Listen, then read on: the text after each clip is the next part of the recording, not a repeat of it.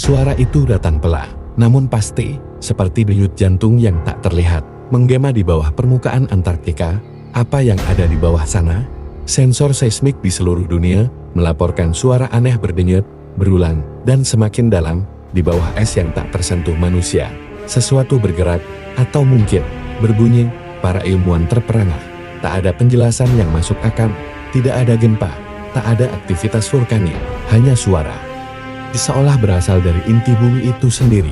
Para peneliti yang berani menyelidiki, mulai merasakan keanehan lain. Peralatan mereka mulai rusak tanpa sebab jelas. Tapi inilah yang paling mengejutkan, suara itu mulai terdengar semakin dekat, semakin jelas, seolah menjawab ketakutan mereka.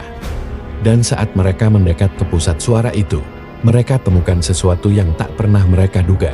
Bukan suara dari bumi, tapi suara dari dalam dunia yang lain.